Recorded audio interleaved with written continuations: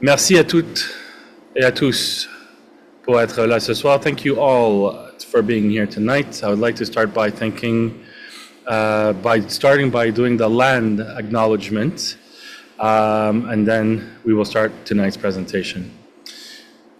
We would like to begin by acknowledging that we are located on unceded indigenous lands. The Kenyan Geaga Nations is recognized as the custodians of the lands and waters on which we gather today.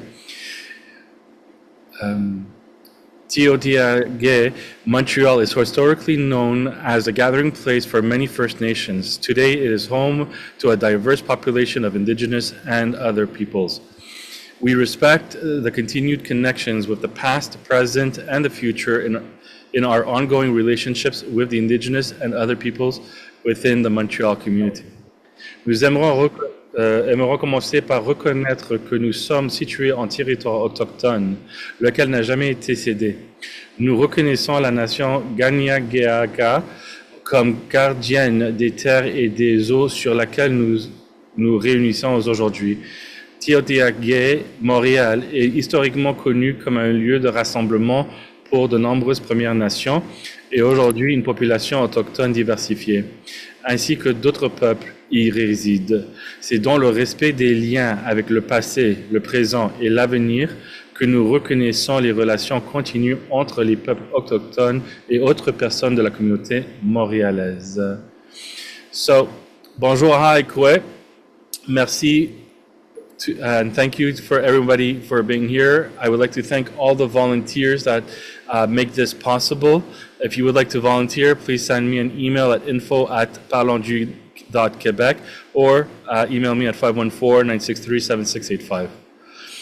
My name is Marc Perez. I'm the organizer of the Coalition of Independent Thinkers. If anybody has any questions, you can always reach me out by email and by text. Just don't be surprised if you text me at 3 in the morning and I reply. I think by this now we already know what the think tank is all about, so I'm leaving this on for the people who want to read when watching the video.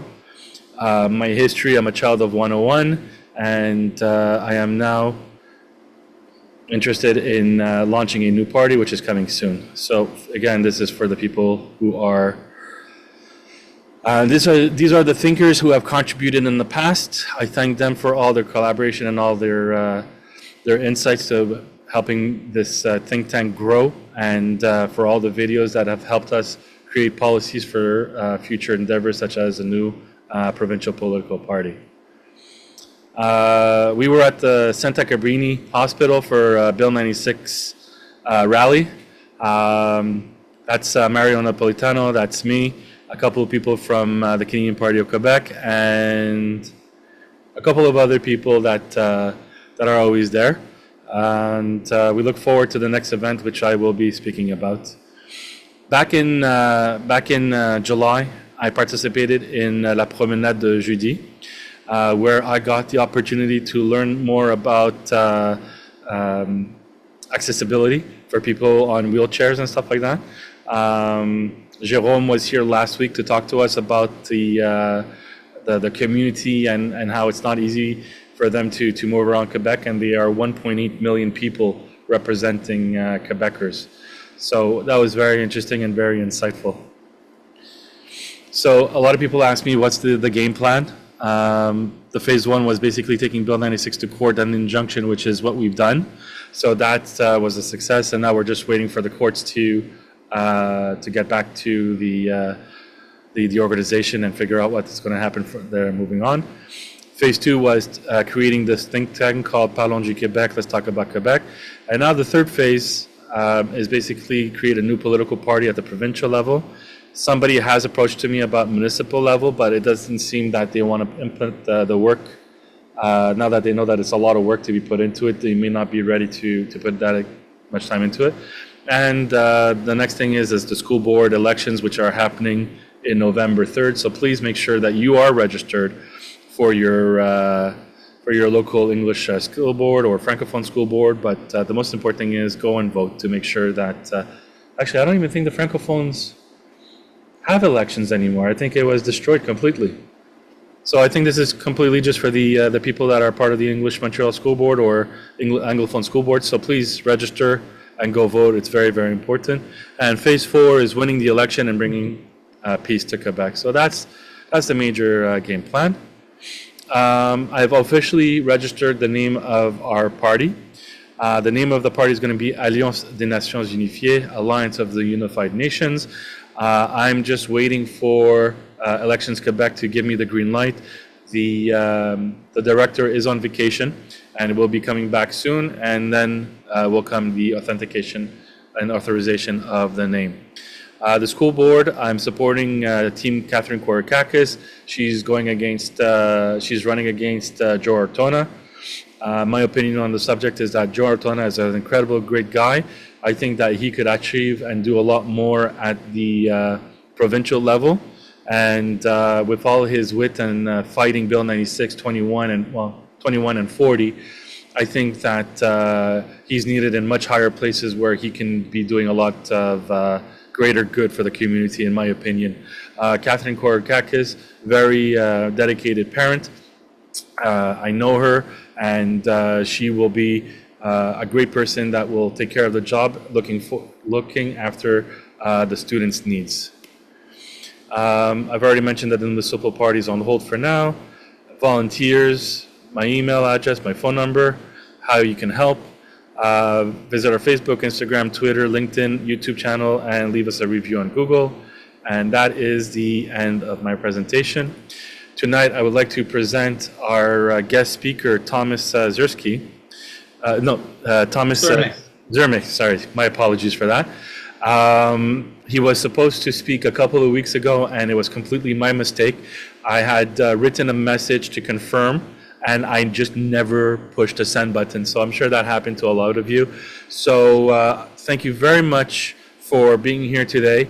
And the floor is yours to talk about the third option. We all look forward to it. The session is being recorded. So the floor is yours. Oh, if I may, do you want questions and answers while you're speaking, or do you want to do it at the end? Because I'm going to be connecting a lot of dots, anecdotally and with research, it would probably be easier to do it at the end. Do it at the end. Okay. So if we can all hold off any questions until the Q&A section, we will let Thomas speak. I'm going to mute everyone.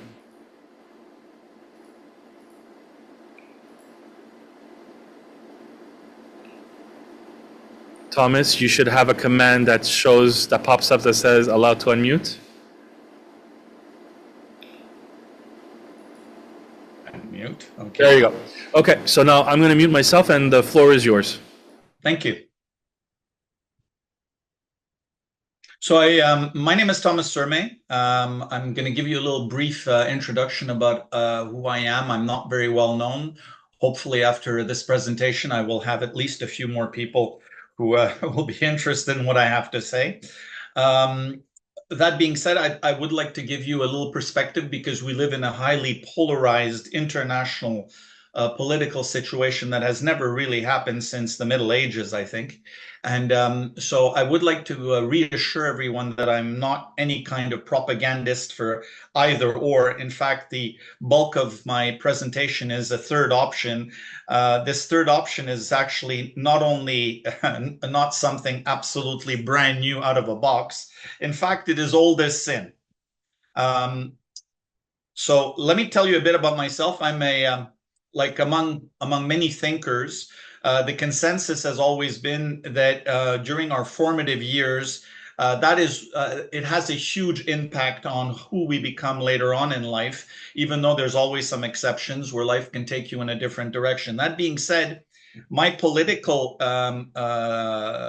life or outlook was shaped very simply by a family of young Hungarians, refugees who ran across the border while carrying their baby, me, in their arms, while being shot at by Soviet border police and guards while crossing into Austria with bullets flying. A little Deep Purple music in the background. So we arrived in Canada not speaking a single word of English or French. I think the only one word that they knew was okay. arrived in Canada. I was subsequently schooled in 7 different languages at a very young age. I attended Collège Stanislas in Outremont, where, of course, all my education is entirely not only French, but the French version from France, which means there's at the end of the final school year, there's something called the baccalauréat, which basically means 9 exams in the course of 3 days. Basically, no cramming and doing. It's or you know or you sink.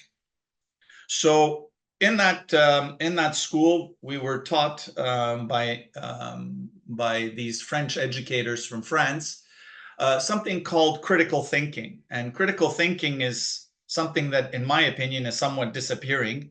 And it really did shape my youth by having been to Switzerland in school, where I finalized my education and finalized, of course, the language skills. So what we're going to basically, hopefully, interest you is that I had done, obviously, quite a lot of research over the last 50 years or so. And I've come to various amounts of conclusions. I just have to get something ready here. Namely that there is, as everyone knows, a huge amount of dysfunctionality globally in the world. So I will be using a lot of anecdotal references. Being an amateur historian, I like to provide some serious allies. So there is, without any question, and we can see it on a daily basis, a fair amount of what I like to call dysfunctionality of the political system.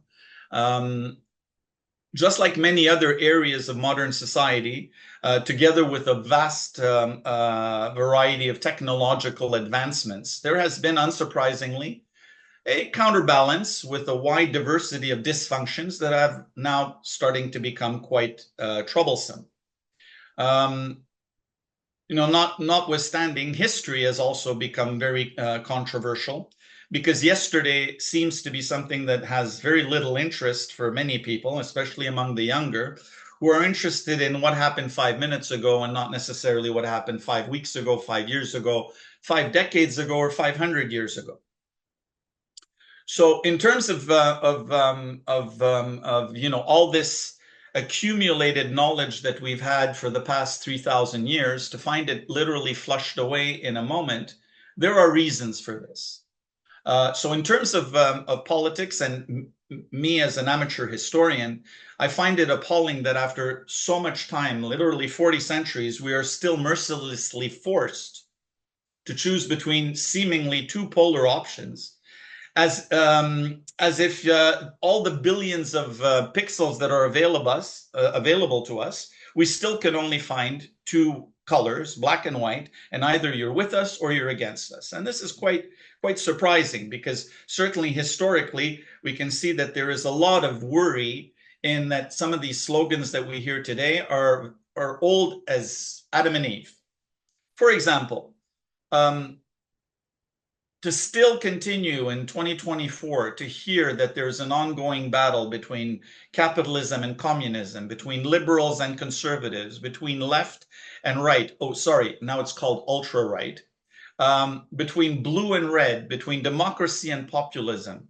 I don't understand. My dear father, who passed away 10 years ago, told me before he died, and especially when he was witnessing how the European Union had veered from a political union, from an economic union to an outright political union, he basically told me this sentence that sort of stuck with me, that political communism has been replaced today by communism. In other words, we just changed one little letter in the word, and it's the same garbage everywhere. A lot of slogans, a lot of promises, and nothing really kept. So the purpose of this essay today, if you like, is to focus on this state that we are in today, and provide perhaps some answers or some understanding, or certainly some clarity, and wonder how in hell we got to where we are today. Why is there this cesspool of confusion? Why is there seemingly a lot of lies and manipulation and endless hidden agendas? and why and how has it changed and why has it changed? Why have politics and journalism, especially in the media, they have been altered by the confluence of technology to create such simplistic confusion as what exists today? So I have identified a series of reasons that interlocked may provide some clarity. They will be in sort of chronological form. You may know this book. I don't know if you can see it here. So this is Meditations by Marcus Aurelius. Marcus Aurelius was a Roman emperor between 121 and 180 AD, so roughly 150 years after the death of some guy called Jesus Christ, who stated that everything we hear is an opinion and not a fact. Everything we see is a perspective, but not the truth. It's a very interesting quote, to say the least. So I've identified basically 5 trigger mechanisms that I have seen in the past, I'd say maybe 35 years that may be of interest to those who are listening. First of all, number 1, there was a shift away from knowledge via reading towards access to information within seconds. Please remember that. That's very interesting. Then secondly, there was another incident that happened that you may all remember, called what I like to jokingly call the O.J. Simpson syndrome. We'll get into that as well. Then there is a third trigger mechanism, which is the collapse of media and how it has occurred and why has it occurred. Fourth is the polarization subsequent to the end of the Soviet Union, interesting or not. And finally, and perhaps more tragically, there is zero interest in the lessons of the past, and there is a very strong focus on revolutionary upheaval ideologies. And this is very obvious. You can see it in the UK. You can see what's happening in Europe. You can even see it over here. I mean, it is quite interesting. So another one of my favorite quotes, arguably from someone who was quite misunderstood and not necessarily liked, was an American president called Ronald Reagan, who in 1987, he was a funny guy though. He was very good with jokes and opened literally every press conference with a joke, which is, I guess, would be very refreshing in today's world, to say the least. But he had said, perhaps we need some outside universal threat to make us recognize this common bond. I occasionally think how quickly our differences worldwide would vanish if we were facing an alien threat from outside this world. That quote is from 1987. Very interesting. So 1987, we then go to 1994. Because I've actually found a sort of a crossing of various things that have happened in these 5 things that I mentioned to you earlier, where timeline is extraordinarily interesting. You all know someone, I'm sure, called Carl Sagan, famous astronomer. And he had said in 1994, so not long after Reagan's famous quote about UFOs, he had said, I have a foreboding of an America in my children's or grandchildren's time when the United States is a service and information economy, when nearly all the manufacturing industries have slipped away to other countries, when awesome technological powers are in the hands of a very few, and no one representing the public interest can even grasp the issues. When people have lost the ability to set their own agendas, or knowledgeably question those in authority, when clutching our crystals, also known as a cell phone, nervously consulting our horoscopes, aka the internet, our critical faculties in decline, unable to distinguish between what feels good and what's true, we slide almost without noticing back into superstition and darkness. And in closing, he had said in 1994 again, The dumbing down of America is most evident in the slow decay of substantive content in the enormously influential media. The 30-second sound bites, now basically down to 10 seconds.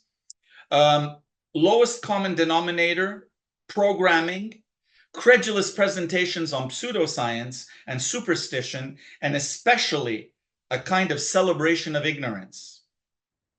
Now, I don't know how you feel, but that sounds pretty prophetic.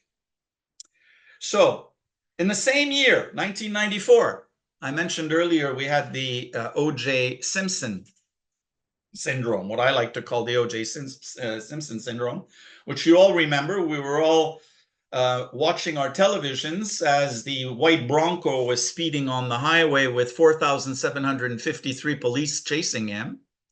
And this went on for hours, where millions of people, both in the United States and Canada and worldwide, were watching this as it was happening. And as they were watching this, they were outright expressing their opinion, whether he was guilty or not guilty. So creating basically an instant courtroom of millions of judges sitting there who have not read the 40,000 pages of jurisprudence, who have not interviewed the defense or the prosecution, who haven't looked at the facts, who haven't looked at the evidence, but by watching something on the TV, they basically have the right to express their opinion. Hence the term of Marcus Aurelius 1,800 years ago. Now, this is really very interesting because it leads on to the next element where we talk about how the media has changed. I mean, we all remember, or some of us remember, I remember where I was when Kennedy was killed. I can tell you what I was wearing that day as a child. I remember it vividly because it was an extraordinary event. And when it was presented by Walter Cronkite, among others, and he basically said that the President of the United States was dead, there was no added editorial content there. It was simply a historical fact that happened. There was no politics involved. It was a human tragedy. So, opinion peddling, where has that changed?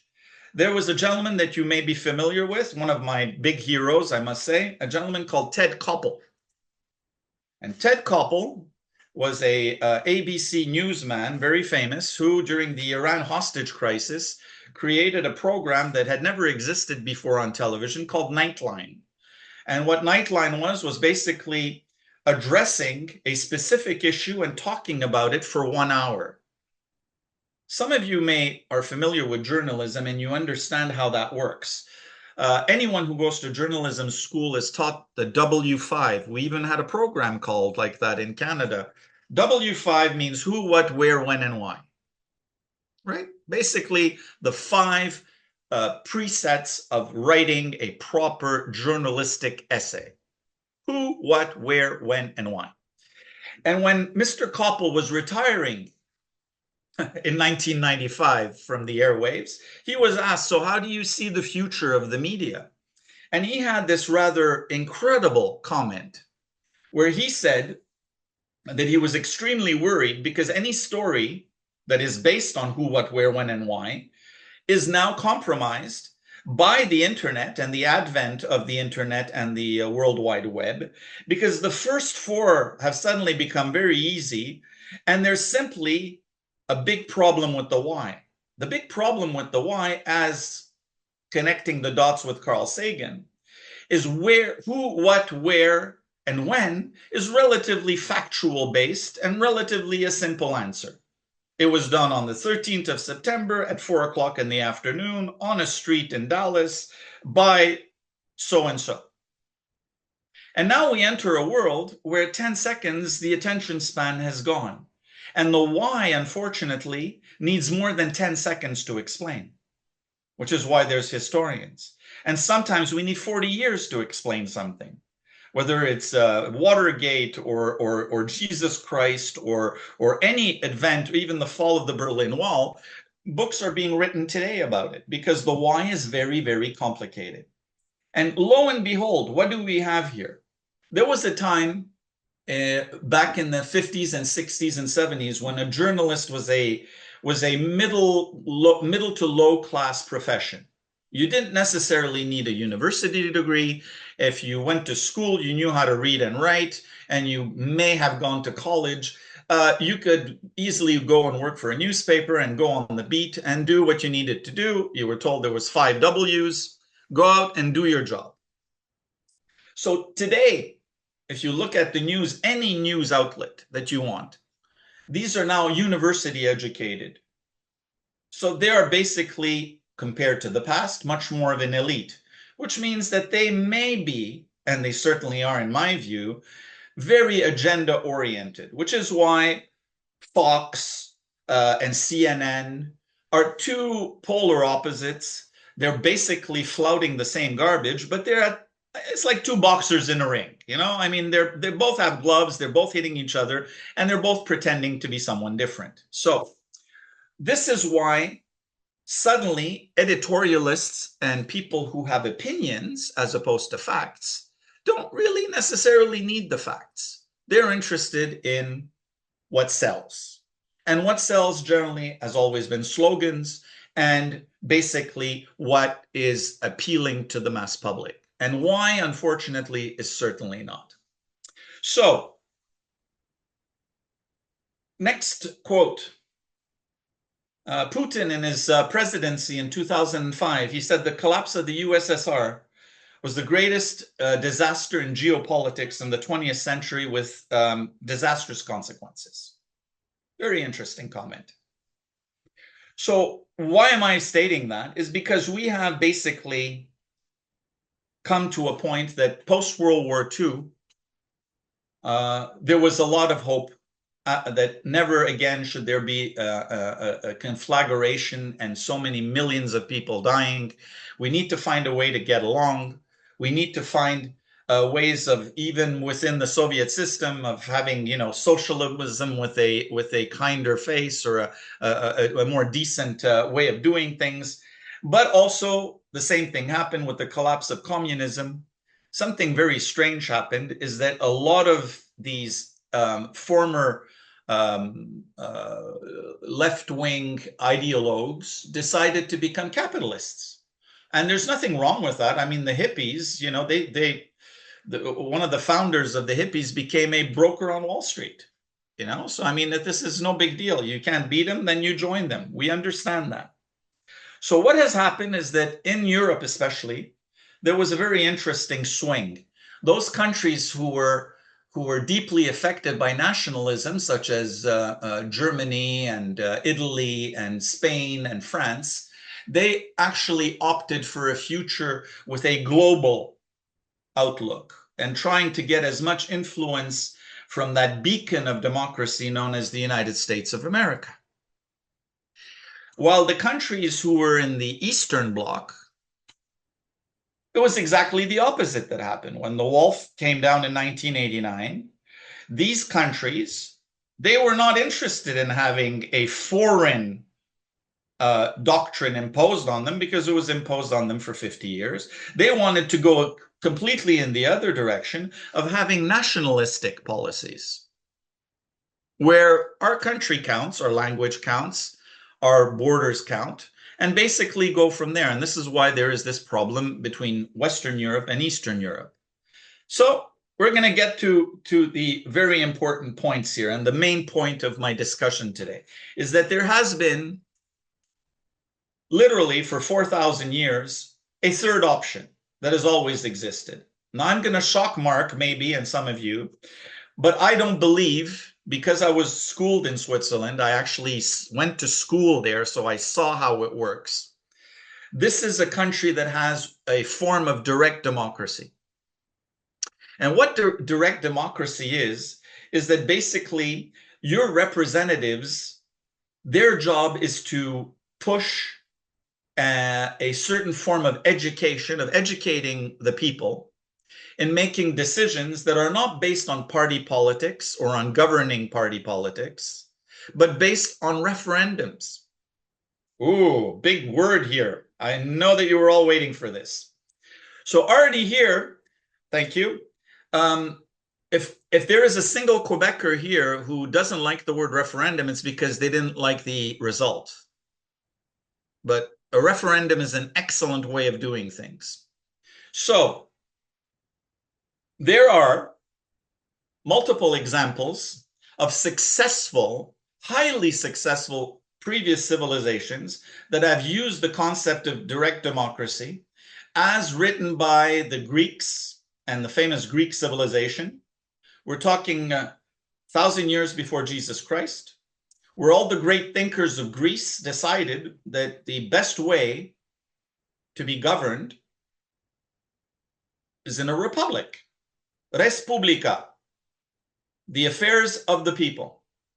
Except they understood that demagoguery and coup d'etat is something that can be done. By the way, what did Caesar, Napoleon, and Hitler have in common? They all went from republicans to emperors or emperor wannabes. All of them, all three of them. So what the Greeks realized, because then back in the day, there was no internet, so they had time to think. They had a lot of time to think. And they realized this is not a good system. We need to find a way where we can have an overseeing system by which our elected leaders are there to follow the wish of the majority by referendum. And how the Greeks did this, basically, is that they went out and very simply created a system by which they had various councils, courts of law that were created in every city-state, because Greece was not a country at the time. It was 1,100 city-states that each had the right to control their own trade, their own politics, almost on a municipal level, and that the federal system that they had was uniquely based on money and defense. Because for trade, they ought to have a common currency, and for defense, because they had to get together to defend themselves against the Persians, against the Turks, against whoever wanted to invade them. Isn't this interesting? So, basically, Athenian citizenship, contrary to yeah. Sorry.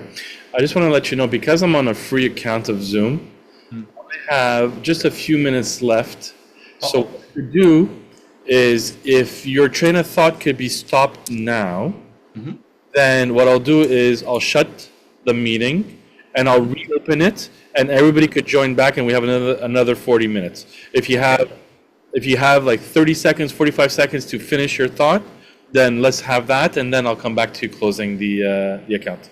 Well, actually, your timing was very good, but very quickly, the rights of individuals was not secured by Athenian constitution in the modern sense. The ancient Greeks had no word for rights. Very interesting. Those who were citizens of Athens enjoyed the liberties not in opposition to the government, but in living in a city who was not subject to another power, and who are not being subject themselves to the rule of another person. Isn't that interesting? So we'll leave it there. Then my next two steps, just so you know, we talk about the Renaissance, so we talk about Switzerland, and basically that's it. Okay. So maybe another 20 minutes after. I really urge all listeners to this presentation, as well as on future YouTube, to do your own research. I'm a critical thinker.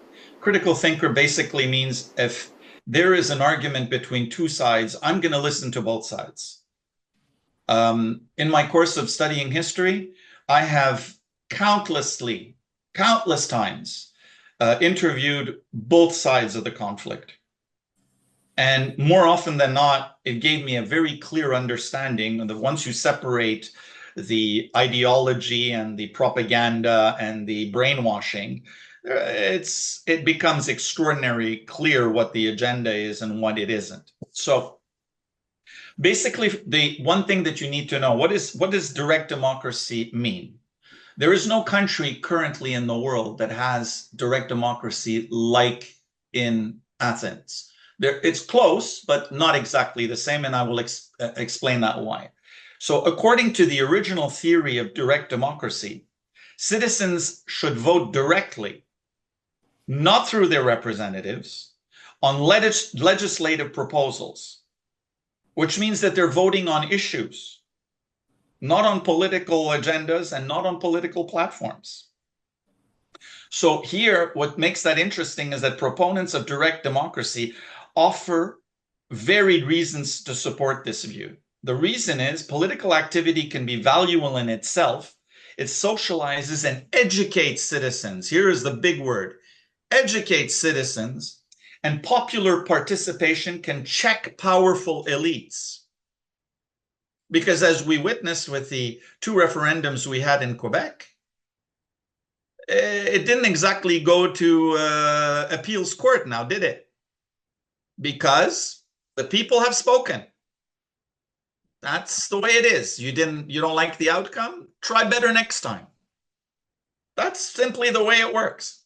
And because citizens do not rule themselves unless they directly decide the laws and the policies.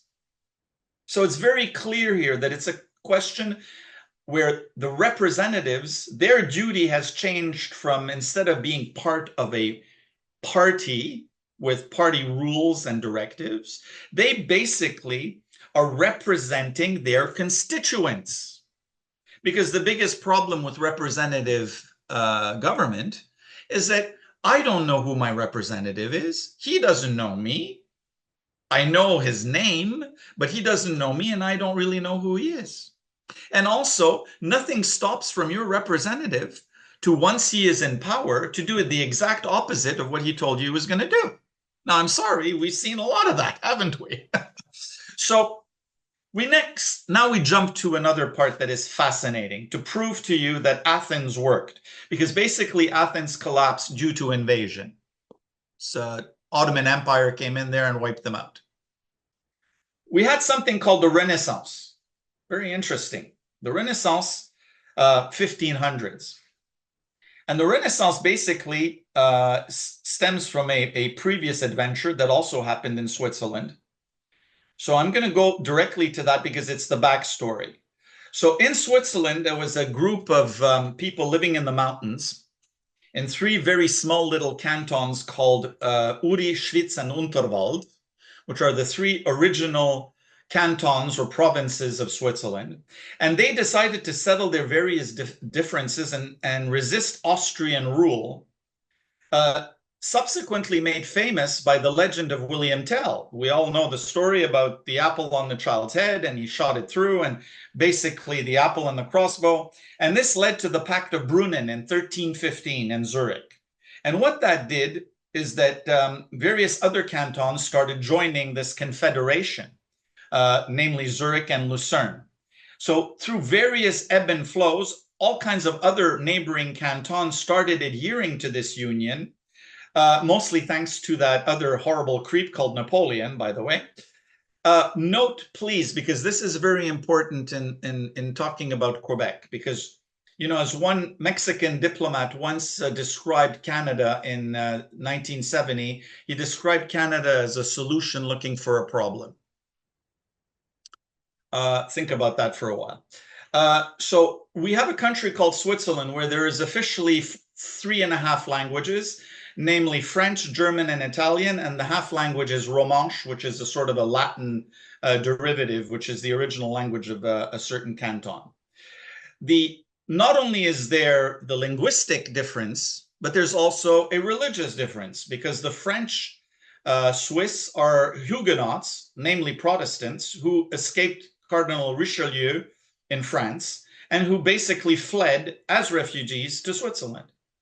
The German Swiss, contrary to the Germans who are Protestant, they are all uniformly Catholic, which is why the Swiss Guards protect the Pope, and quite fervently, to say the least. And last but not least, Italian Swiss are all Protestants, because they had been refugees from Italy who were predominantly Catholic. So here you have a country that has more headaches than Quebec would ever possibly dream of having, and for a lot longer. So why is Switzerland working? Well, it's working simply because they unified together. They decided that they were going to change their constitution and that they were going to replicate what the Greeks did 2,000 years ago, and closer to home, what the Renaissance did. Because the Renaissance in 1500s, Italy was not a country yet, but it was a few thousand city-states. Rome, Milan, Genoa, Venice being the most popular, Rome, etc., etc. And these city-states basically ran their business exactly the same way as the Greeks did 2,000 years earlier. Basically, every little city does its own business. They make their own decisions. And when someone tries to give us problems, we unite and we fight off the enemy and we have a common currency. Isn't that interesting? So something that worked is brought back 1,500 years later, and it works again. Because, who were the great discoverers? Marco Polo was an Italian. Where did he go? China. Christopher Columbus, Magellan, even though he was Portuguese. I mean, all of this influence was all paid with money from the Italian states of the Renaissance. And in fact, for those of you who are fans of history, no greater leap outside of Neil Armstrong walking on the moon has happened in the history of humanity than the passage in a few hundred years from Middle Age plague to the incredible achievements of the Renaissance. The Renaissance was by far one of the greatest leaps in human thinking ever. In science, in architecture, in literature, in clothing, in laws, in everything you can possibly think of, it was a huge leap forward, which makes it very interesting. So we go back now. I went to school in Switzerland. So when I went to school in Switzerland, I went there from 1970 to 1975, where I continued learning my languages. I actually, believe it or not, witnessed in 1972 when the women finally decided that they wanted to vote. Because prior to 1972, women were not interested in voting. It's not that they weren't allowed, they weren't interested in doing it. Because they, rightly or wrongly, believed that their husbands, they're smart enough to know what needs to be done. And since it's direct democracy and the rule of the majority, why not? In 1972, I literally went out in a field in Appenzell and saw the raised hands that were being counted on the yay votes and the nay votes, which they incidentally still do today. The only country in the world that does that. Remarkable. Now, very briefly, Switzerland, the people play a large part in decision making. The process is on all political levels. All Swiss citizens aged 18 and over have the right to vote in elections and on specific issues. The Swiss electorate are called on approximately 4 times a year to vote on an average of 15 such issues. They can be local, they can be city, they can be provincial, or they can be national. But how do the Swiss citizens feel about this democratic system, which relies on a greater involvement from the electorate? Roughly 80% of the current Swiss citizens are satisfied with their government.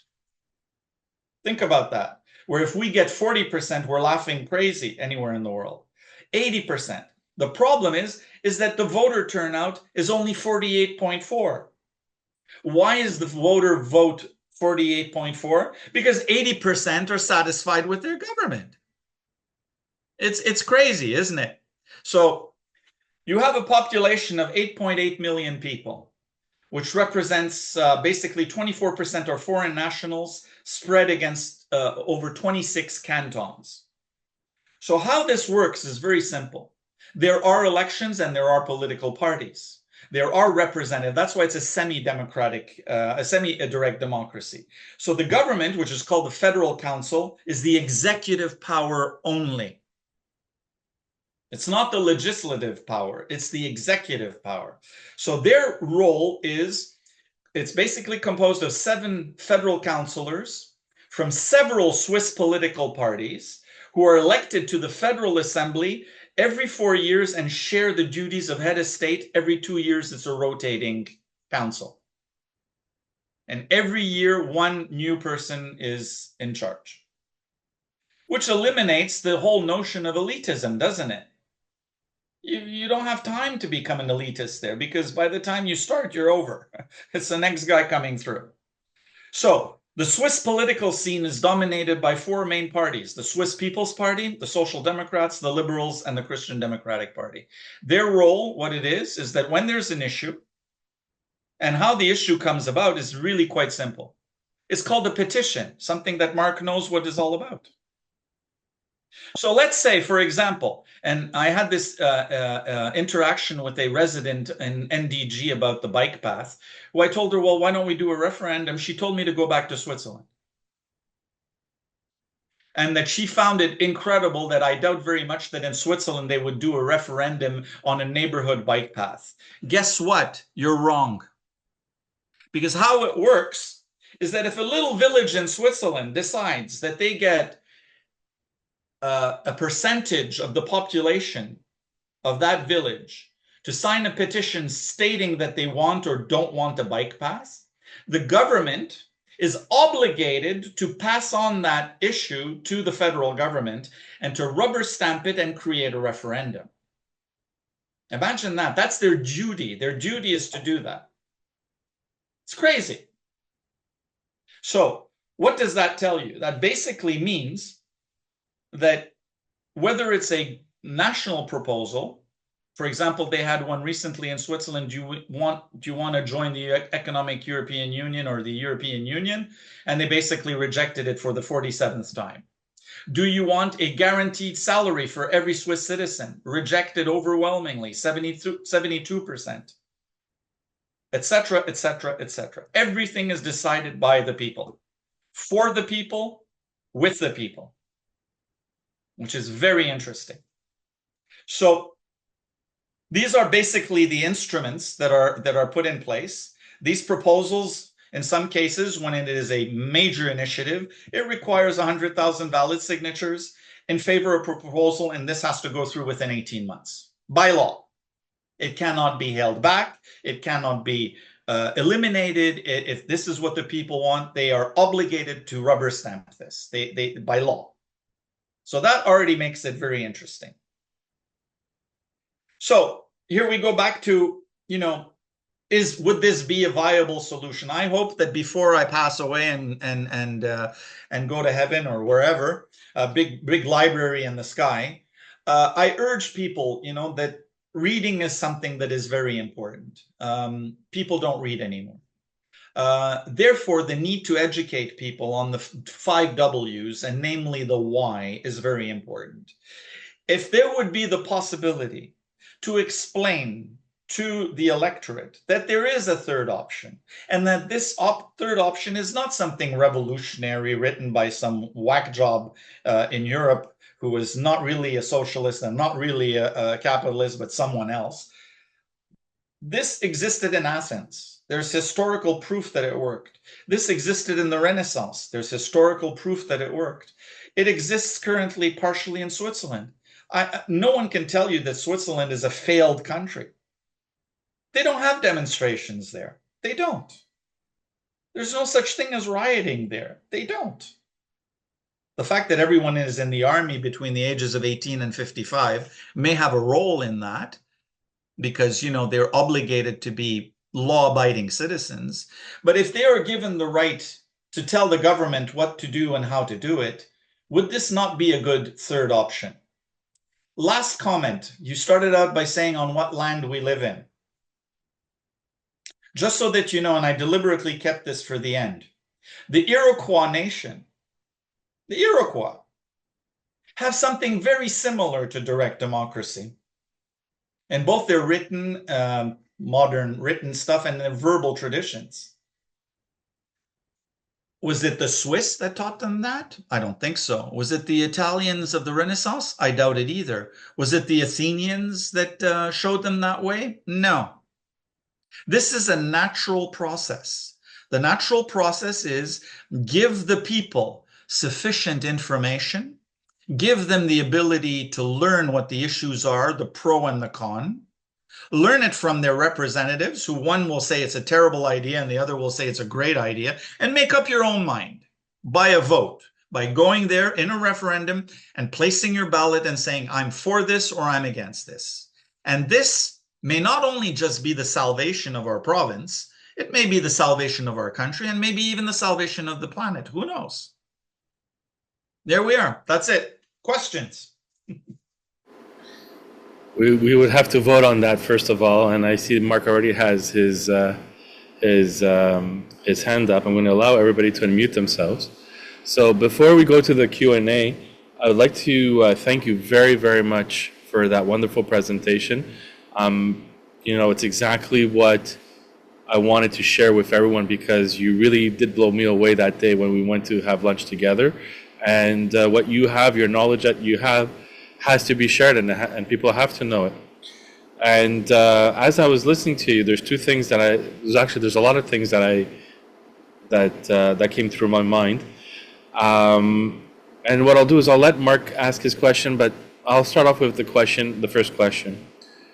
In the United States, when they go to vote for a president, I don't know if they do this during the midterms as well, but they are given a list of questions about, whether they want something or they don't want something. Is that a form of direct democracy? No. No, it's not? Okay. No, it's not, because it's not referendum based. It's not vote based. So because the biggest challenge that anybody ever has is always getting people together. So, So if it has to be challenged. So what you're saying is that the real direct democracy is I present something, and then some of the citizens say, hey, we don't want this. And then they challenge it and they say, we want a referendum on this. And then they have 18 months to go get, I think you said like 100,000. Is 100,000 a prorated amount based on? Yes, it is. I mean, I just gave you a Swiss number based on their population and whatever. Okay. I mean, obviously, this will require a constitutional change. And I understand that it would, especially in the case of Canada, that barely got out of the British North America Act, right? Literally. I mean, technically, constitutionally, Canada is an extraordinarily young country, extraordinarily young. And also, it has another major problem, for which, John A. Macdonald needs to, maybe burn in hell, I don't know. But this is the only confederation in the world, the only single confederation where political power is divided equally between province and the federal. Can you elaborate on that? What do you mean? Certainly. Because at the time where John A. Macdonald did this, he believed that federalism, by its nature, would always supersede whatever the provincial decisions are done. That's right. But legally, and you saw Lake Meech, what happened. With Lake Meech, what happened? One province, New Brunswick, said no, not interested. The 9 other provinces said yes. New Brunswick said no. That's hell of I call that power. Because it required unanimity, which means, in terms of elaboration, that the power of the federal government was on par with the power of a provincial government. See what I mean? I understand. In Germany, it's the opposite. The federal government is basically is a decision-making system that is based on all the different provinces, Länder it's called, where the decisions are made, and they basically supersede whatever it's done. In the United States, the same thing. In some countries, it's the opposite. Where it's really the people who decide, and that's Switzerland, where it's not even the individual cantons. Mm-hmm. It's the individual number of people who decide whether they are willing to do this or not willing to do this. Amazing. It's remarkable in many ways. And what's remarkable about it, again, I go back to the fact that there's three languages, like 3.5 languages. There's 2 major religions which still play a major part in the system.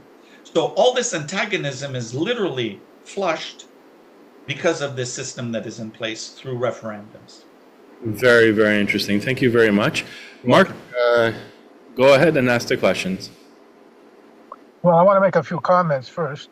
Mm-hmm. What I don't like about this, which is better than we have anyway, But what I don't like about this, and I never liked about democracy, is majority rules. Completely. There has to be a system where the minority is represented. And there has to be a system where you cannot vote culturally to override another culture, another minority's rights. It has to be enshrined in some type of constitution. I know there's many countries in the world that don't have a constitution. Israel doesn't have a constitution, by the way. Everything is done by precedent. Same thing in Quebec. You can have what you're discussing, but if the majority rules for a French nationalism, your referendum respecting minority rights is going to be wiped out. So there has to be some type of mechanism established where the minority is always representative and nobody can have a notwithstanding clause to wipe out the rights of another minority. Okay. So is your first question that there has to be a system in place? There has to be a what? Is your first question that there has to be a system in place to protect the minority rights where somebody can just come and remove it? Not only that, there has to be criminal charges against politicians that go against their agendas and go into areas which are unconstitutional. They cannot. I'll give you another example quickly. Hitler never won Berlin. Hitler won the regions. Okay? There has to be some type of consequences, criminal consequences for politicians.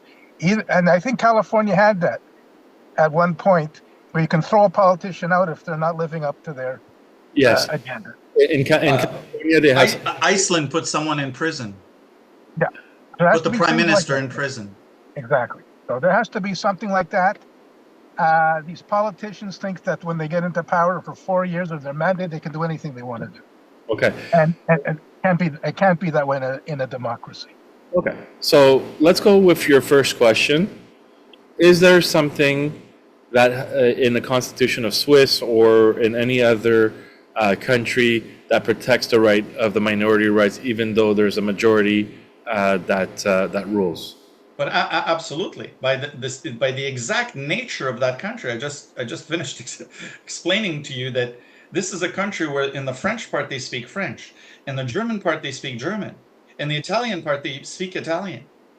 Their right to have that is guaranteed two ways. One, because it is a provincial or cantonal decision to have all four languages, or mainly the three languages, everywhere. Everywhere. Number one. Number two, in the case of Switzerland, I also mentioned to you that these were all refugees. All Swiss are basically refugees from another country, or political, but mostly religious.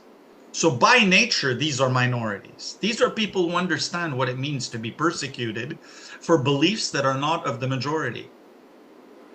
So to answer the question, or the comment, is you have to understand that by simply asking that question, by having a petition and going out and using exactly the same words that the gentleman used, we require that the federal government rubber stamp a proposition to guarantee the rights of the minorities within a certain geographical region by referendum. And it is the job of the representatives of all the political parties to explain to the population the pros and cons of this decision. Now, I understand very clearly there is a problem. And it is a problem that is becoming very apparent in many countries.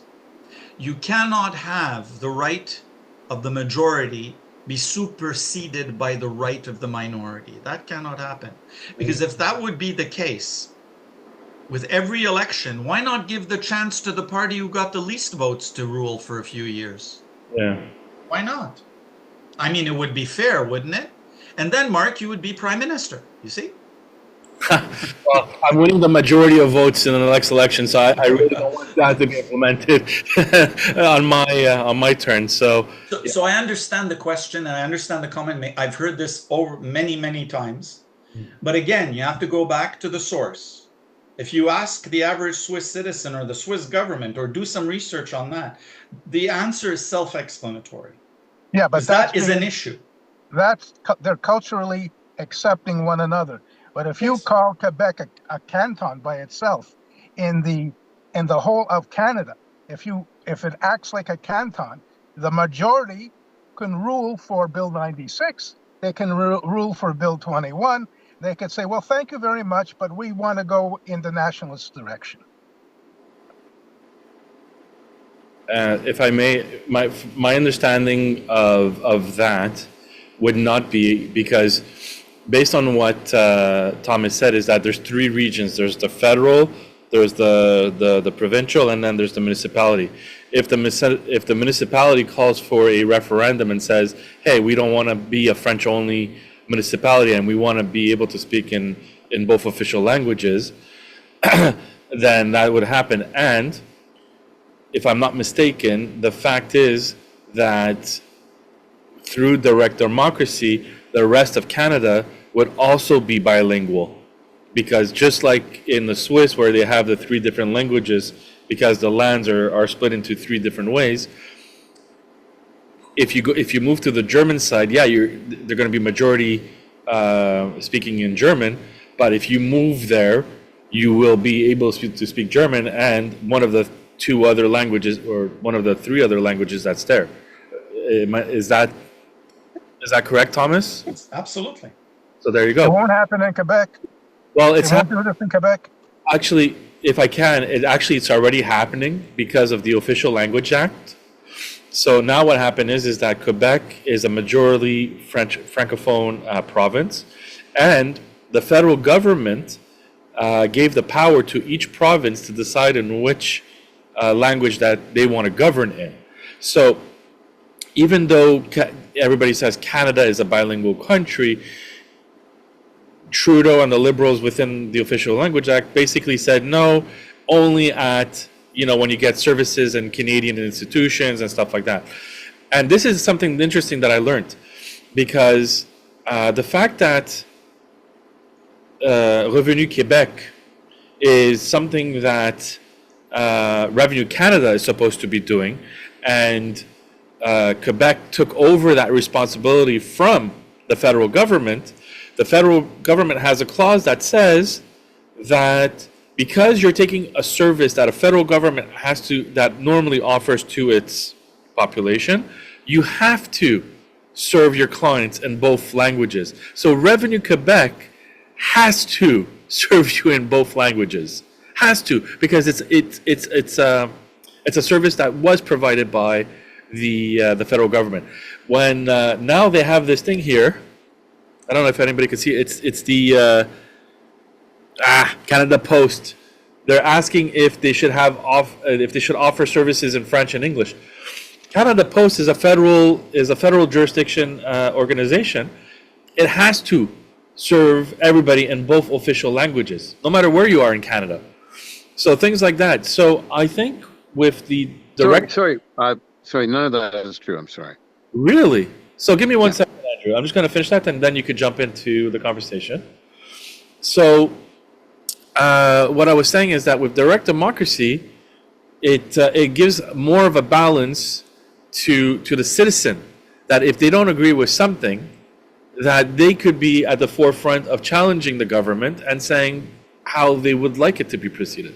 So now, Andrew, you have something that you would like to reply. Go ahead. Well, first of all, I lived in Switzerland for 5 years, so I know Switzerland very, very well. And I spent 2 years reporting on Switzerland. So reading the news on a local Swiss radio station. So I had to read all the Swiss newspapers every day. And so I had a pretty good sense of Switzerland. So many of the things that people are saying about Switzerland are incorrect, just to give you some background. But to go to the federal responsibilities, it's a matter of where numbers warrant. So, for example, here in Kamouraska, they don't have to provide service in English. And in various places, there's a place called Chertsey, where someone was refused service in English. It's near Rawdon and Joliet. And I raised a complaint about that with the Official Languages Commissioner's office. And I was told that Chertsey had actually, because they're only like 2% of the population is Anglophone, they're not required to provide service in English. And as for Revenue Quebec, it goes back to Duplessis, and all of the provinces had the authority to tax tax their citizens. And when the Second World War occurred, the federal government took over that responsibility, and the Quebec government, post-war, decided that it would take back that responsibility, but the other provinces decided they would just collaborate. So there's no federal responsibility per se. In fact, it was originally the provincial responsibility to tax. So they do it because they know who their clients are and they want to get their money. It's pretty simple. Okay. So just to let you know, Thomas, I have 5 minutes left to this session. Do you want to reply to Andrew's comments? I'm only, again, I'm not a representative of the Swiss government or the Greek government or the Italian government, or certainly not the Iroquois.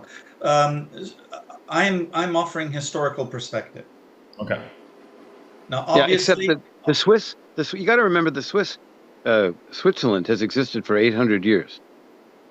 As in the different areas around Switzerland, the country came together, I think, about 200 years ago. But the Swiss themselves are taught a history of 800 years of strong neutrality, and they identify themselves as a people, and they are. I mean, Geneva goes back to the Stone Age. There have been people living in Geneva for 25,000 years. Well, the Alpine, the Alpine your comment about them all being refugees from elsewhere, they're not. They're not. I'm just gonna ask that if and Thomas as well. I don't want the conversation to get cut when somebody's in mid-sentence. So Andrew, you did cut Thomas when he was about to answer. So please be respectful and let Thomas finish his thought, and then after that when he finishes his thought, I'll come back to you and ask if there's anything that you would like to add to that. Okay? Of course. Obviously, with we can't, cut and paste on the past and try to implement it on today. There will always be debate. There will always be people who are going to challenge, and rightfully so. That is the nature of debate. There's opinion will always last. Everything that I think I expressed today was based on facts. I go to Switzerland, every 2 years. And have done so for the past 30 years. And I see that they have difficulties and they have problems. And nevertheless, they seem to be able to do a lot better than some of their neighbors in trying to deal with it. I mean, if you look at the UK, or you look at Spain, or you look at France in particular, Germany, Holland, Belgium, the surrounding countries are having one hell of a hard time dealing with all kinds of various issues because the political will is just simply not there. Now, Switzerland is far from being the solution to all the problems. I'm just saying that their form of semi-direct democracy is something that we should look at as an example, and maybe take learn something from it. That is the purpose of this essay, to glean something from history and see if maybe there is something there that would be of value, that would be of use. Today, in today's world, with all the difficulties that may occur, will you ever have 100% agreement? Hopefully not. That sounds like dictatorship to me. But nevertheless, the comment that I told you, that I got that directly from various sources, is that currently in 2023, 80% of the Swiss were polled and asked if they were satisfied with the system of government, and 80% answered yes, and 48.4% answered they voted. So already there, that's quite interesting in that you have a two-tiered answer whether this system works for them or not. Whether it works for us, maybe not. But it's something to consider, because we already have experience with referendums. We've had 2, I believe. 3. So Andrew, just to let you know, I have 1 minute 30 left. If the session closes while you're speaking, I will reopen the session for a third time, and we will resume the conversation afterwards. So go ahead.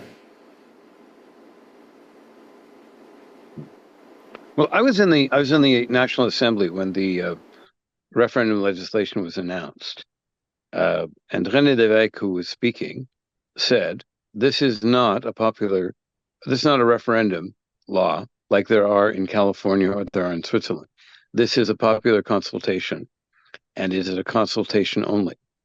So the referendum law was changed somewhat. I looked this up in order to make it a little more powerful, but the government was not, and I underline not, obliged to follow what the result of the referendum was, because it was a popular consultation, and we do not have the same kind of laws as they do elsewhere for referenda. Correct. That was very interesting. I hope Andrew Cadell comes back. He's very, very knowledgeable. I worked with him on the task force on linguistic policy. He has a lot of history, and listening to him talk is always very fascinating, because he was in the trenches with the liberals and journalism, and he's traveled a lot, the world a lot, and he always offers a lot of interesting insight. Mark, wasn't he mayor of Montreal West? Andrew Cadell? Yeah. No, I do not think so. I highly doubt it. I believe that, he's always been. I know that he traveled to Ontario and Ottawa, and he was often in Ottawa because he was really with the Liberals. And I think after a while he traveled the world. And when he came back to settle, I think he came back to settle in Kamouraska. Yeah, or Yamaska, one of those places. Thomas, just so Yes. you know, I have friends who are Romanche, so don't say 3 languages. You will piss off my Romanche friends. It may only be 1 canton, but they're damn proud of their 1 canton. Absolutely. And it's a beautiful language also, beautiful sounding. It's incomprehensible. He's Yes. tried. Yeah. It's all good. So, does anybody else have any questions, either regarding Thomas's presentation, regarding what's been happening lately? We cover the news and stuff like that, but because I knew the sessions are short, I went really through that presentation really quickly. Mark, you seem to have another question, so do you want to go ahead? Yeah, just the state of democracy as it's applied in our last provincial election. The fact that I'm not a Conservative Party. It doesn't matter. Population, it doesn't matter. The fact what they got percentage-wise, I'm not a PayCast. The fact what the PayCast got percentage-wise translated to actual seats, that is a failure, a massive failure of the democratic system. And I would propose to you, Mark, if you can come up with Thomas and other people, including me and Andrew Cadell, a system of more representation democracy, that would be a plank that I think would be very attractive in the party. Well, my idea for the party is basically to invite all the leaders of all the different parties. And you know how at the National Assembly they have to propose a legislation, and then it has to get voted unanimously and stuff like that. So in order for it to be tabled, and then they have to go through the whole process. Well, my thing is going to be about accepting all the proposals, making sure that all the ideas are there, and using the process of a referendum where the people are going to be able to decide whether they want to move forward with things or not.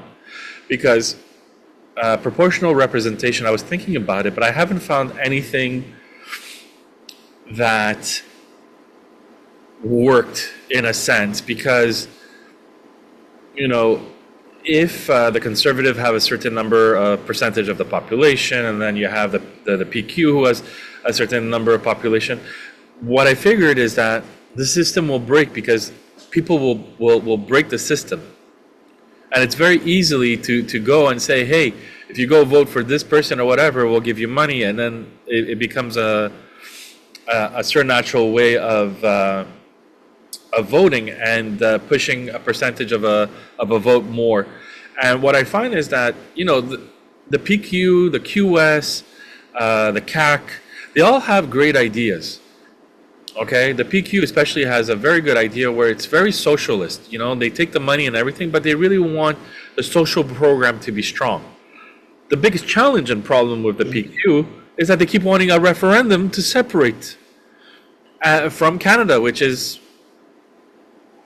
in my opinion, the craziest thing to do, because the whole world is uniting to become bigger, stronger together, and divided, they actually fall. And like, I mean, if you look at the European Union, beforehand, Portugal, Italy, Spain, France, Greece, all those countries, when they were acting individually, they weren't strong. Their economy was weak. They had a hardship between transferring wealth from one to the other. And if Greece had a debt problem, it was up to the other countries to bail it out. And then in the end, what happened? Who bailed out Greece and Spain and Portugal and Italy? You know, in the end, it would have been like the Americans. And then again, came a big problem where American interests get put first because, you know, they're flipping the bill for the reconstruction. So well, don't forget that England left the European Union. Yeah, England left, but it's regretting it. It's regretting it big time because. Well, there you go. That was the majority. Yes. That was the majority rule. There has to be, I believe, when in a referendum here on separation. Correct me if I'm wrong. Is it 51% that has to approve? 50% plus one. The 51%. Yeah. Yeah. The so 50, you know you're trying to be democratic, but you're really not. You're not being democratic if the margins are so slender. And I'll just say this, and then you can continue. Israel has proportional representation. Yes, and it's a cluster. You know what? Yeah. So, it really depends on who you are and the way you view democracy, and you know, I think slow and steady wins the race. If we look at like Valérie Plante and the way she won Montreal, and you know, she invested all the money in bike paths and stuff like that, and didn't properly invest in infrastructure, then all of a sudden, you know, half of the city went underground. I think that it's very important for voter participation and voter in involvement. And from what I heard from Thomas today was basically there's four, I don't know if he said 4 elections or four voting things that happen per year. So it keeps people interested in local politics, and it keeps people involved. And what happened to England is the democratic process where they got shafted in the end. They found out that it wasn't what it was supposed to do, and they regretted it, but that's what a majority is supposed to do. And if we can't listen to a majority's decision, then there's no real power for anyone. Yeah, but Mark, in the United States, a constitutional amendment, I believe, has to pass by 3/4 of the states. If I'm right, I'm not sure. Yeah, but so that's there's a majority. There's a majority. If you're talking about a majority plus one, there's a majority, and there is a majority that will not work against the minority. You have to have certain limits of how much of a majority can dictate everything. From my opinion, a lot of those laws were passed when the population was very small and information took long to get from one place to another. So it was easy to push these kind of amendments back in the day. If you look at, my God, when I used to follow American diplomacy like to the T, to the minute, and I knew everybody and all the politicians. A lot of the laws are passed through executive orders. A lot of things don't pass at the Senate nor at the House. A lot of the things are what do they call it when they make it a mega package? So let's say there's omnibus. Thank you. So they pass these omnibus packages where, think about it this way. Just recently in Quebec, they passed a legislation against threatening a politician or harassing a politician. You know what they did at the same time as they pushed that legislation? They stopped the rights to access information. So journalists are no longer allowed to go to the government and ask for access to the information to things they want. So that means the journalists are no longer allowed to snoop or to do research and reveal to the public the corruptions that are going on at the government level. So when you hear those kind of things, to me, that doesn't sound very democratic. I don't want that. You know, not harassing the politicians. Yeah, I understand to what level, like, you know, threatening the politician and his family and like threatening to kill them and stuff. Look, I am, you know, God willing, going to be the next premier of Quebec. I don't want all that. I don't want all, like, that's not a way to run. And, you know, my way of working is through democracy, through collaboration, through communications, through stuff like that. So I don't like how a government can just sign executive orders. They have a temporary measure, and then after that, it's up to the Senate. And like, yeah, but how are you going to get rid of that, Mark? If another government is elected after you, and they put in their own laws and they resurrect the notwithstanding clause, I think you have to do it every 5 or 6 years. What's to prevent them? So you're absolutely right, and I think in every government, there's a responsibility to make sure that,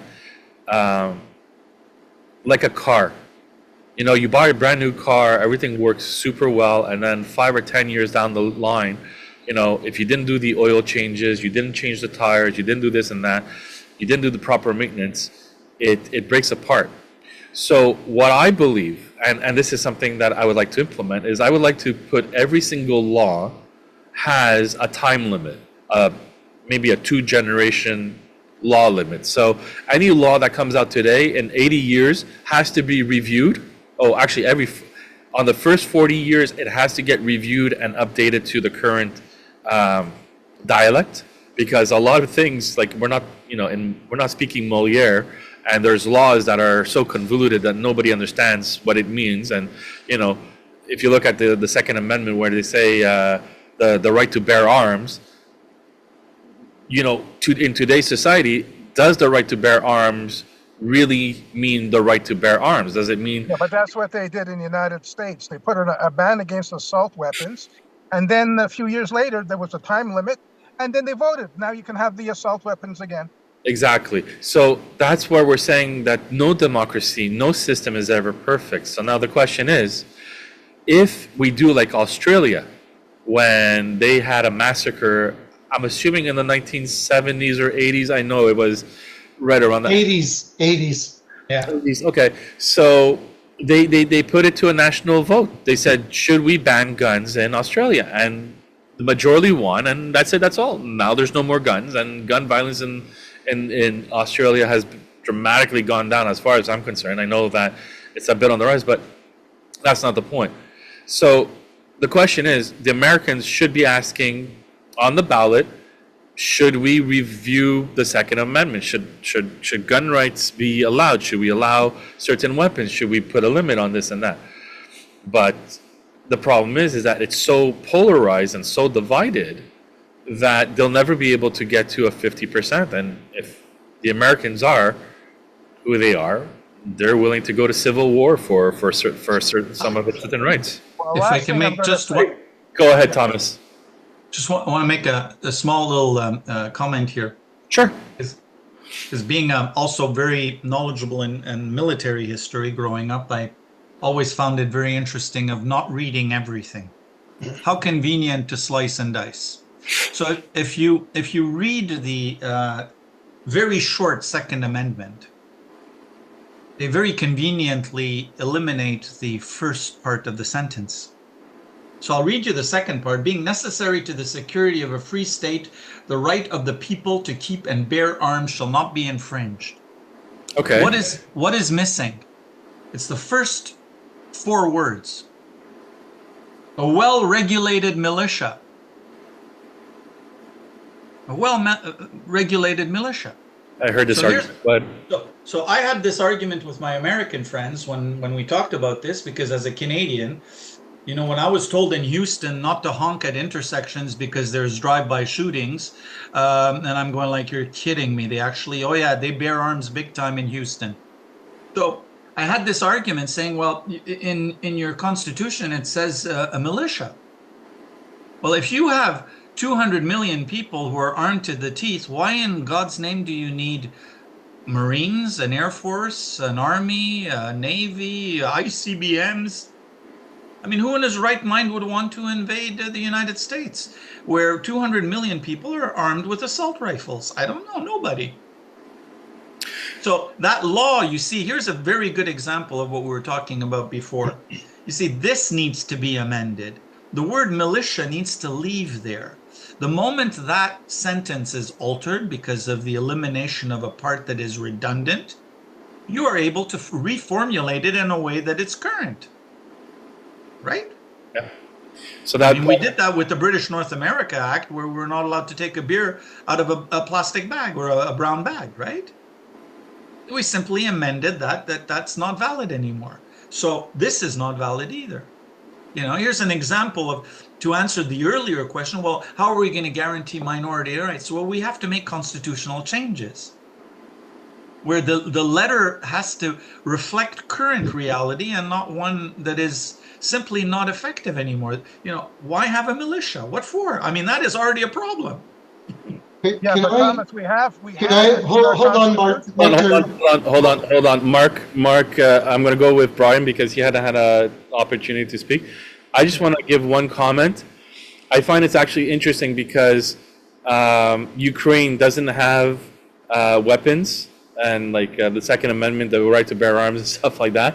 And the Americans started sending weapons to them, and everybody kept on saying, well, if the Ukrainians were armed just like Americans, they wouldn't have been easily invaded as they were. So I find that's very interesting. So first I'd like to go to Brian, then we'll go to Mark if Thomas or somebody else has a retort.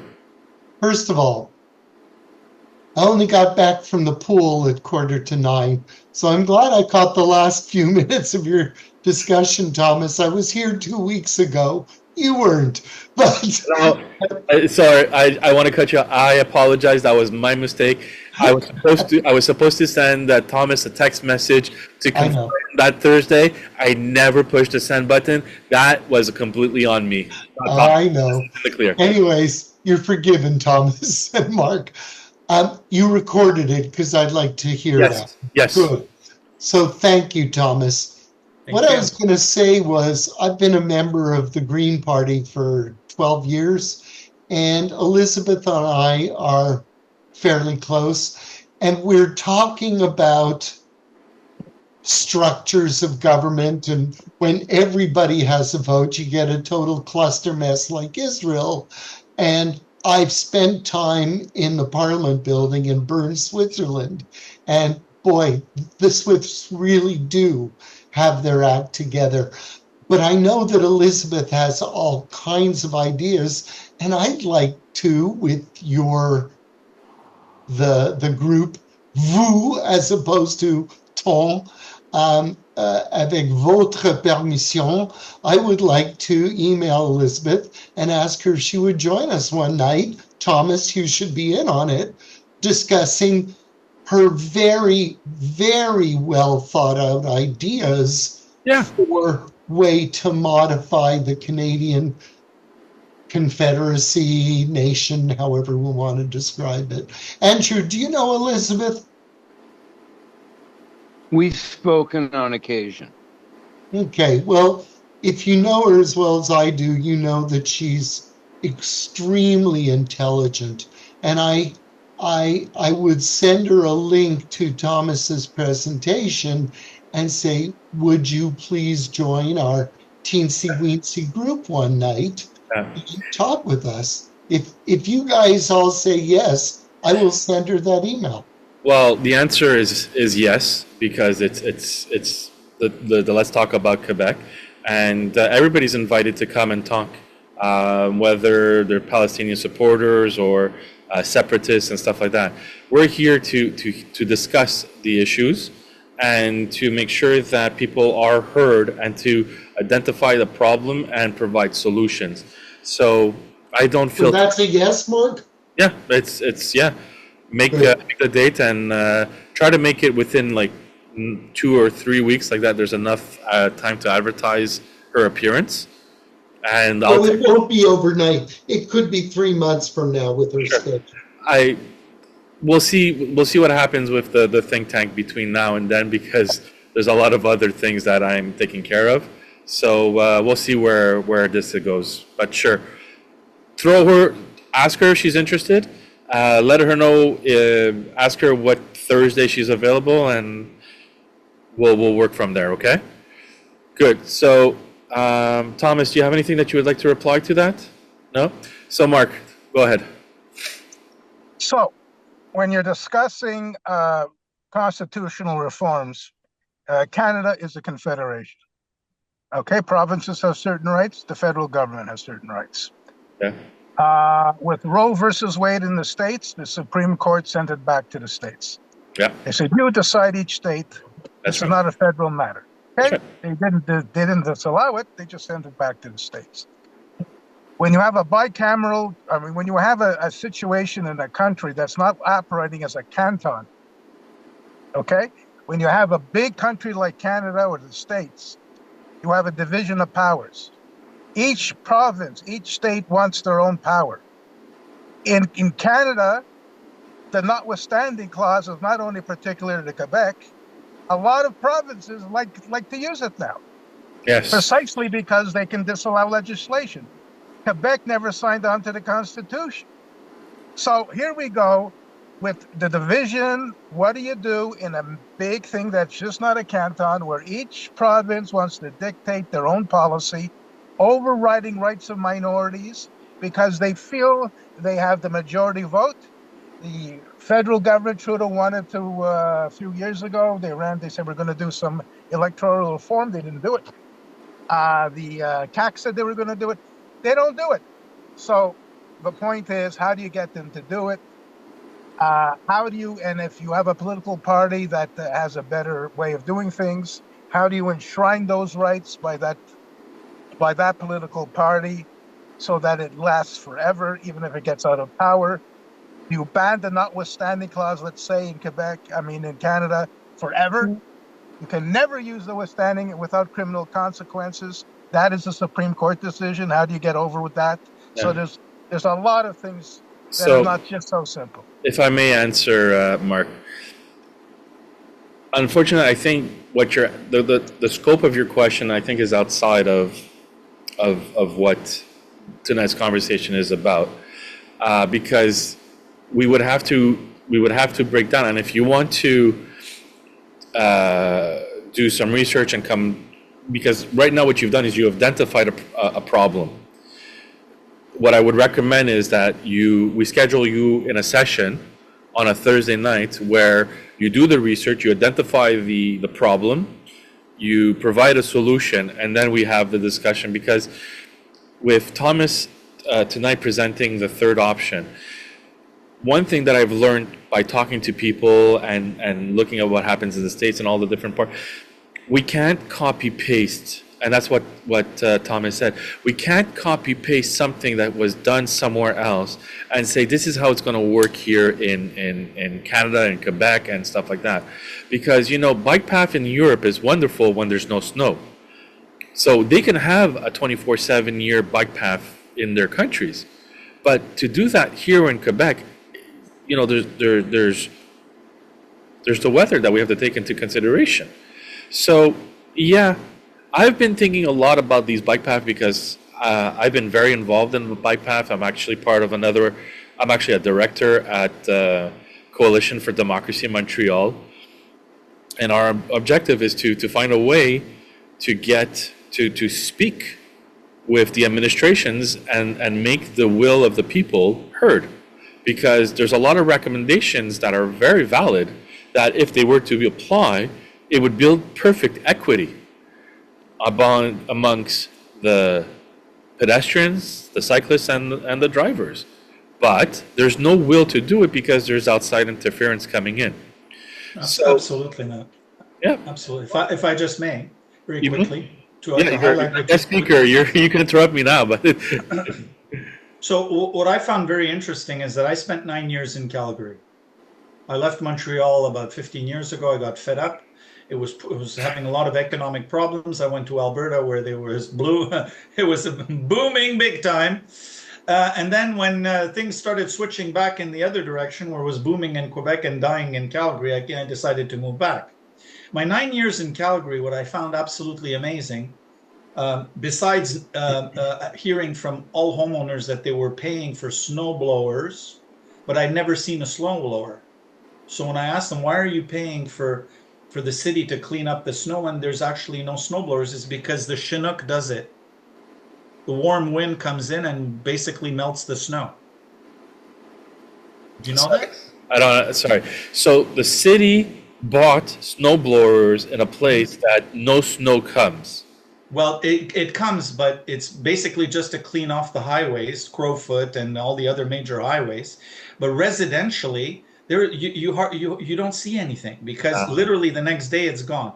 Calgary is special. The saying is that if you don't like the weather, wait 5 minutes. I mean, it's true. It really does change. But my point is this: is that Calgary is the city in Canada that has the most extensive bike path.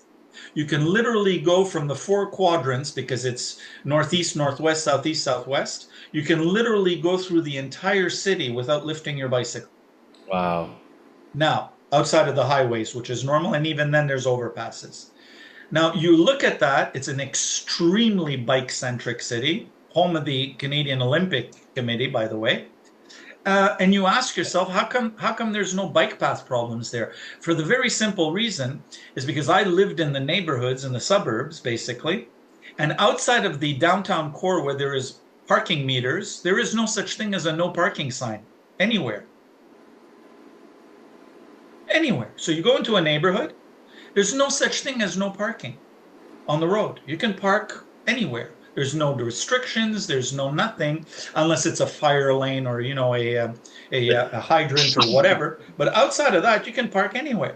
So obviously, everyone, the citizenry is ecstatic. Everyone's happy with it Sure, because there's absolutely no confrontation whatsoever. there's none. And the lanes are very clear and very obvious and very overt. And there's no problem. There's no security problem. There's no car problem. There's no parking problem. There's nothing. Downtown is a different story. Yeah, I find the issues always in densely populated areas, but I think that hearing people's conversations about the bike path and stuff like that, I think that we just need to reimagine a lot of our infrastructure and like how streets that have no traffic and have a bike path, they should remove one of the sidewalks and everybody should just walk on one side because nobody uses both sidewalks, and for the amount of traffic that it uses, it could be a better usage of not being there or converting sidewalks into a dual zone where there could be cyclists and pedestrians because again, it's so barely used that confrontations are less likely to happen.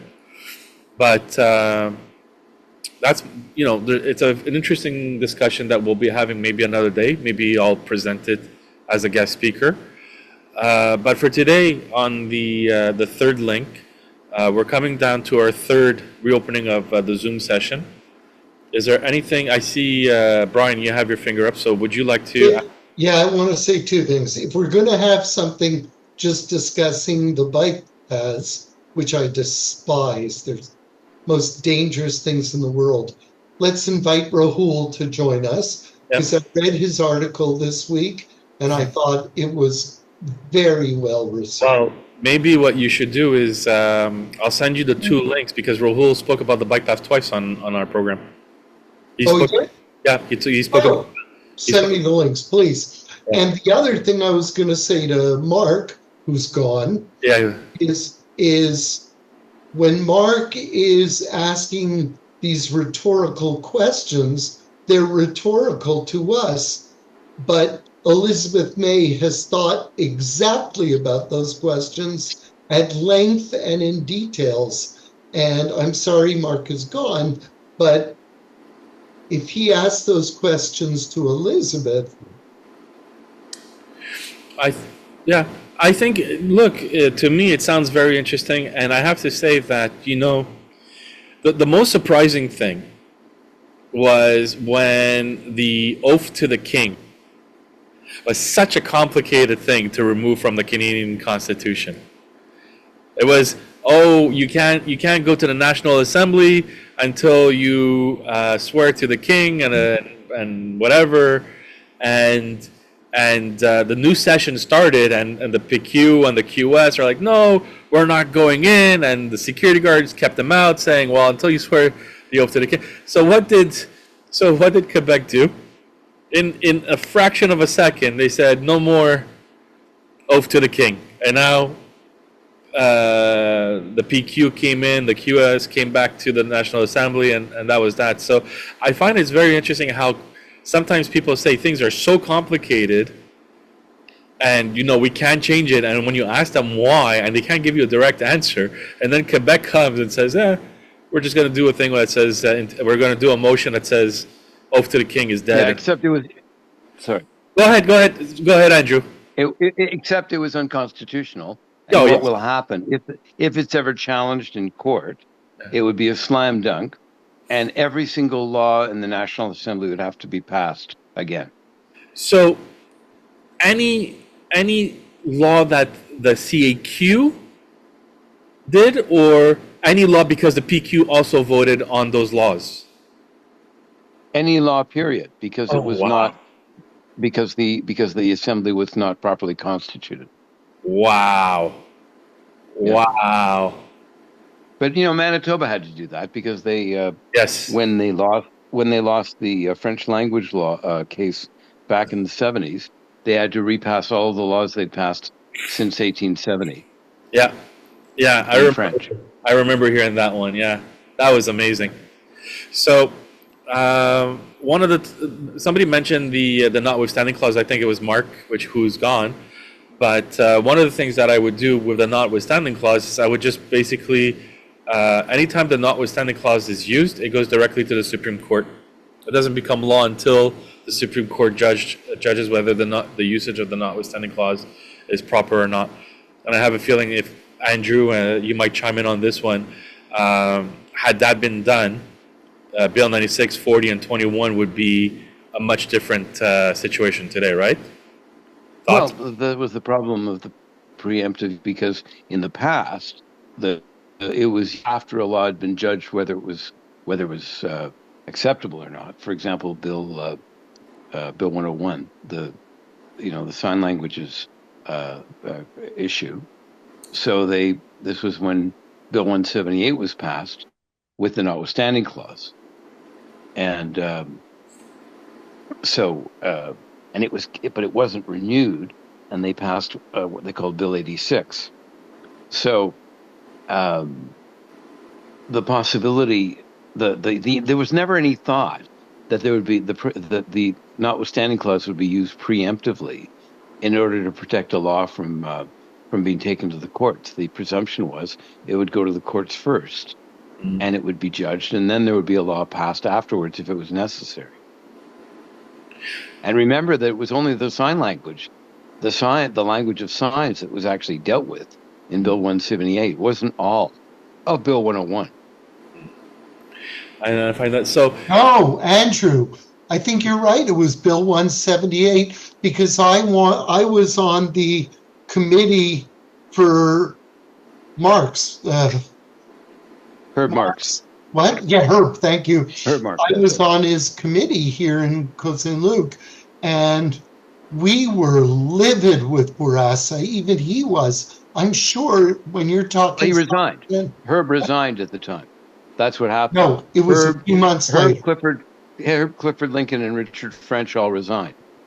The reason I remember Bill 178 is that my address here in Kamouraska is 178. Yeah.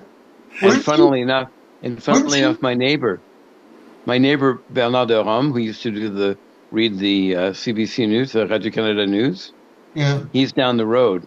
His number is 101. Weren't you a city councillor in Montreal West at that point? Yeah. Oh, of course. wow. Yeah. Very nice. See, Mark, I remember my shit. Come on. I Andrew apologize. and my mother, you know my mother, Andrew. Of course, yes. And I know your sister very well, too. I'm going to ask later how, but that's another story. That's But Andrew and my Because mother. we're on Wednesday night together. What? We're on the Wednesday night discussion group together. Oh, okay. Yeah. Sounds Anyway. like something my sister would like. But Mark, he and my sister were very involved in saving Meadowbrook. Your golf mother. course. Your mother. Yeah, my mother and another Yeah. great guy named Okay. Barza. What was Barza's first name? Howard Barza. Thank you. Before we go down memory lane, there's 4 minutes and a half left into this session.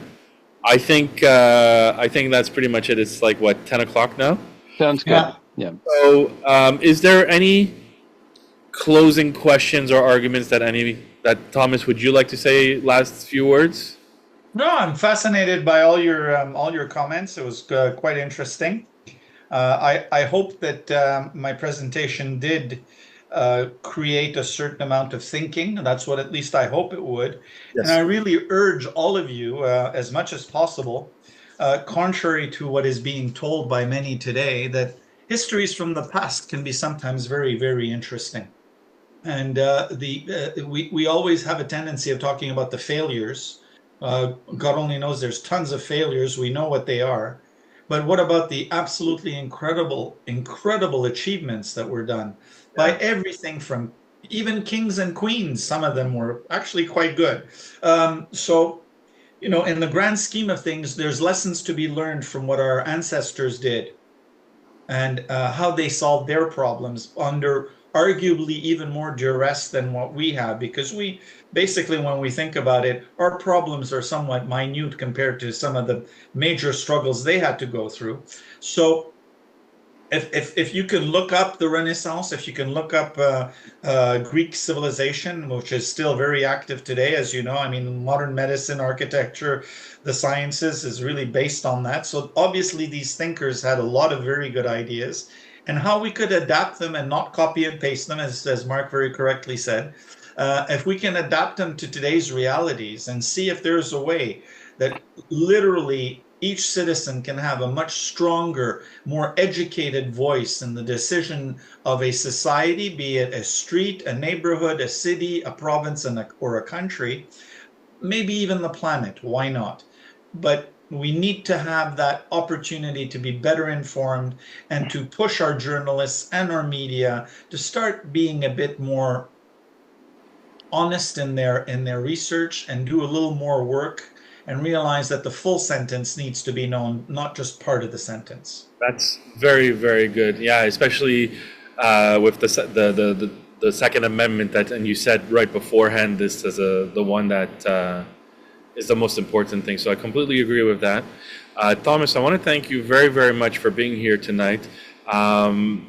It's exactly what I was hoping for. I hope that everybody else really did enjoy tonight's conversation.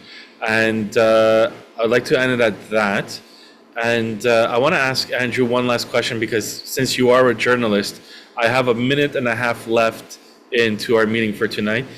When the bill to stop harassment on the against the politicians, they also passed an omnibus bill that said that journalists are no longer allowed to ask for access to information. Is that somewhat accurate? I have no idea because I don't know the bill. Okay, so I have a question for Thomas, though. You go ahead. 1 minute left. What year was the Escalade? Excuse me? What year was the Escalade? I don't understand. What year was the Escalade of the Savoyards in Geneva? Oh, geez, I don't know. In 1800s, I guess. No, I'm actually earlier than that, I believe. because that's a big, big day in Switzerland. So if you Yes. spend time in Switzerland, you should know about that. Well, I spent most of my time in the German part, unfortunately. 1602. Anyway. 1602. Excellent. Awesome. To everybody, have a great evening. I look forward to seeing you guys. Thomas, Yeah. köszönöm. Kérem szépen. There, that's almost the extent of my Hungarian. Thank you. That's very sweet. Good night. Merci tout le monde. Good night, everyone. Bye.